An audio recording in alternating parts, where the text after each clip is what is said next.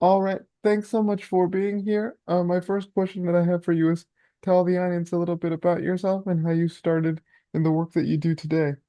Oh my gosh, that's an amazing question. So, obviously, my name is Dr. Maria Gonzalez de Torres. People usually call me Dr. G for short. I have a bachelor's in social work. I have 43 credits in counseling and psychology.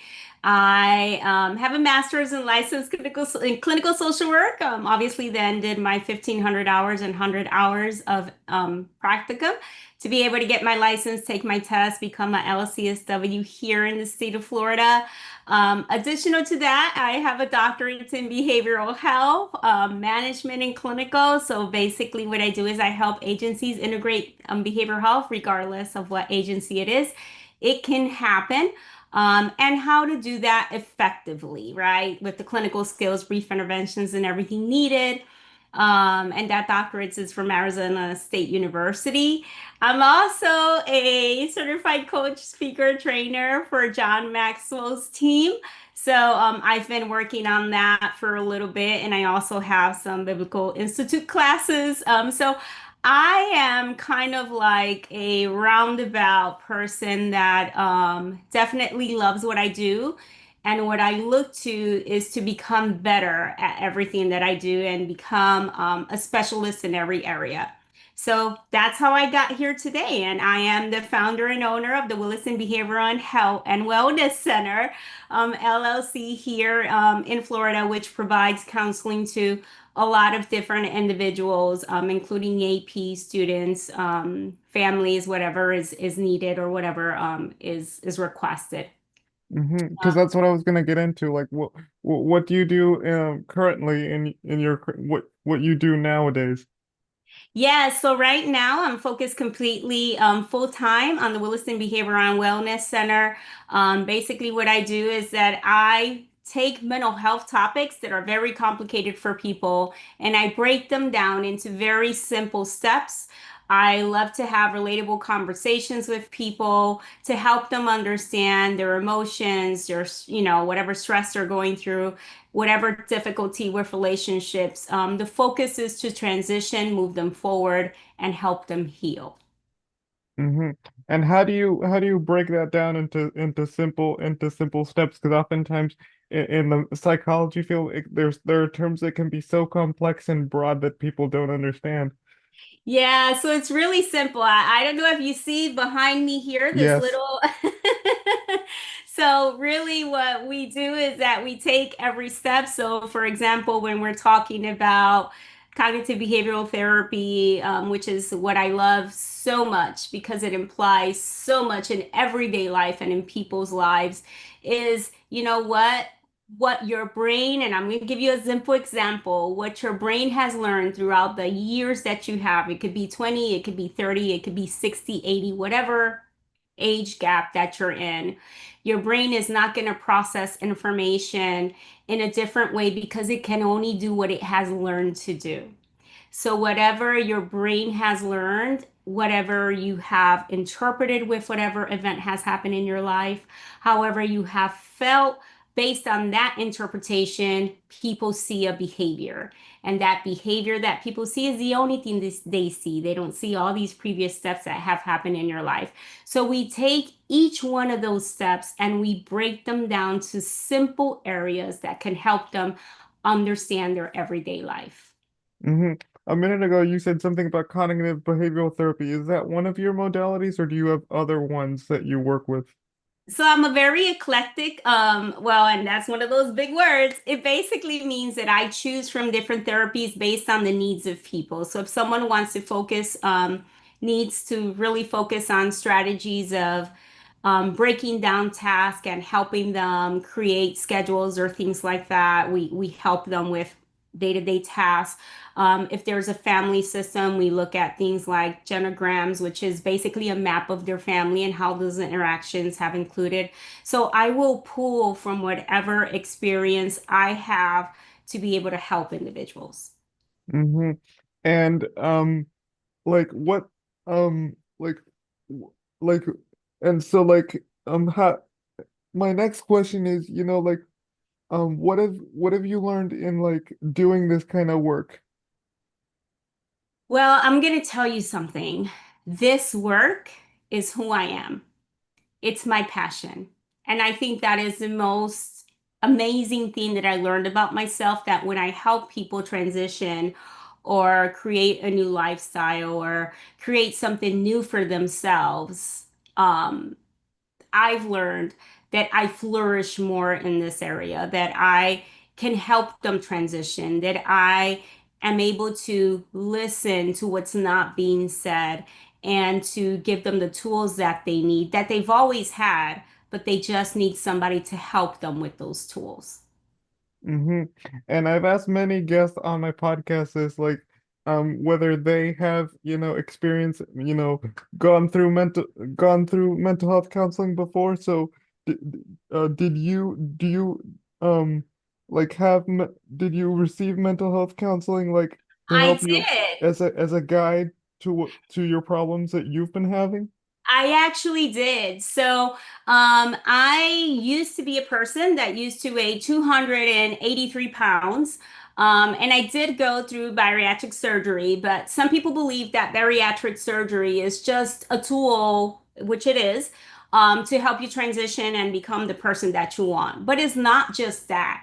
It took me several months of counseling to understand all my eating disorders, all my problems with behaviors that I was having, to be able to manage and maintain the weight that I currently have now, and maintain the body that I have now. It takes a lot of work. This morning before this podcast, I was exercising. That's not something that I did 10 years ago. It's something that I had to learn that was important for me. Also, I went through a bout of postpartum depression when I had my son 15 years ago after a 13-year gap of having kids. And I also entered into counseling at that time. So, this is the reason why I believe that counseling and meeting people where they're at, which is the most specific thing, meeting you where you're at, does help you move forward. hmm And since given your experiences, have you had to like, did you have clients that struggled with their own sort of weight, sort of how they view their own bodies and that kind of stuff, and those with like depression? Yes, I have multiple clients. What has it been like, working with them? Oh, it's amazing. Again, it's helping them kind of realize where they're at. It's helping them realize what they want to do. Is helping them get to that certain goal that they want to accomplish in their lives. And we're talking about now about weight loss and keeping your body and exercising and things like that. Like what has been the reasons why you got to where you are, and what can we do together to change it.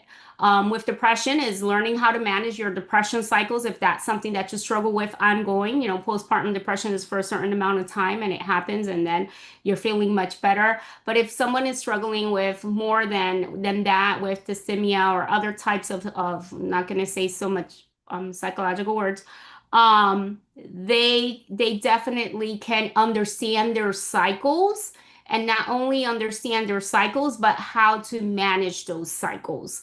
And that's, some of the things that we do in therapy. hmm was there like some sort of mentor that you sort of looked up to that said, "Hey, I want to do this one day. I want to do what this person is doing one day." Because there's always that someone or that class even that you're like, "Oh, I want to do this someday." Yes, there was a professor back in Puerto Rico. He was a neuropsychologist, and my bachelor's and my first master's, 43 on credits in counseling and psychology, was back in Puerto Rico. I'm bilingual, speak Spanish and English, and this professor, which right now I can't recall his name, but that professor was so amazing in neuropsychology. And I was like, oh, I want to learn the brain just like that. And then I had another professor, Dr. Fitzpatrick's, which also was a great mentor. And he taught me a lot about what social work is and things like that. My newest mentor, or the person that I look at and I say, that's what I want to do. I don't want to just change one person's life. I want to change a lot of people. I want to help a lot of people. That is John Maxwell, Dr. John Maxwell. I look at him and I see that and I say, you know what? That can be accomplished. And that's something that I'm thriving for or going for. And do you still keep in touch with them? Yes, I'm still certified. We have regular Zooms with the team. It is a very intense program.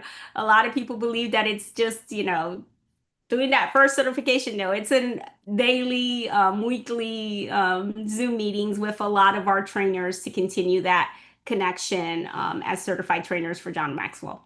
And okay, now I want to ask you this, like what I've because it's a pretty big question and I want to see how you can tackle this. So, what role does the role in like media and sort of like internet culture have on sort of um like issues regarding, body identity and kind of depression, that kind of stuff? Because it's a pretty big sort of broad question, but I want to see if how you can respond to that.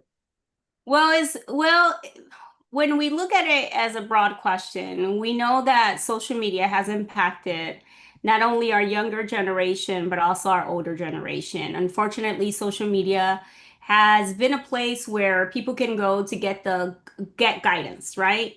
However, are you receiving the actual guidance that you need to move your life forward? If it's something that's benefiting you, that's going to help you in society, that's going to help you be a functional human being and move forward, then yes, social media has been a good thing for you.